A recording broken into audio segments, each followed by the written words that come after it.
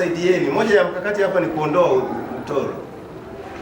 Kwa hiyo tusaidieni kufuatilia wale ambao mnaona wana utoro wa rejareja, ongeeni nao. Wengine wanakosa tu mwamko wa elimu, hana kinachomsibu, ila ni kwa sababu amezungukwa na wazazi ambao hawathamini umuhimu wa elimu. Kwa hiyo anaona mimi shule naenda kufanya nini? Kwa hiyo tukawafuatilia wale ambao ni utoro wa rejareja, tuwape elimu, tuwatoe umuhimu wa elimu, wajue kwamba wanatakiwa wasome, waje kutengeneza maisha. Kwa hiyo mkifanya hivyo kama halmashauri mtatusaidia sana kwenye mkakati wetu wa kusema kwamba hatutaki zero kwa matokeo ya mwaka huu.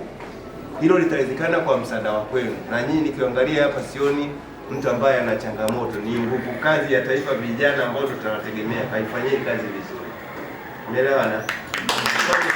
Elimu ya stadi za maisha ambayo ni kupunguza utoro wa wanafunzi,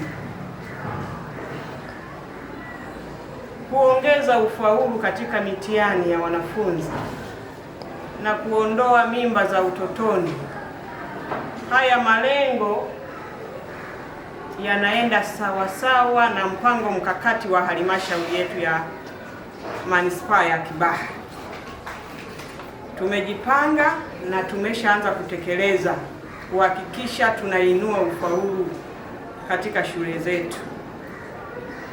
Na mwaka jana 2025 tumepunguza sana daraja 0 katika mitihani yote ya taifa.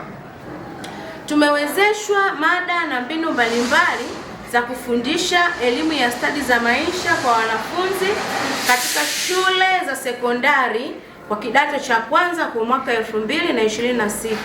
Kwa majina naitwa Latifa Ali Omari, ni mwezeshaji wa hii program ya stadi za maisha. Mimi kama mimi nitahakikisha na kushirikiana na wawezeshaji wenzangu wanafunzi hawatakuwa na utoro, hakutakuwa na mahudhurio mabaya shuleni, tutapunguza mimba za utotoni. Pia tutahakikisha kutakuwa na ufaulu mkubwa katika manispaa yetu ya Kibaha.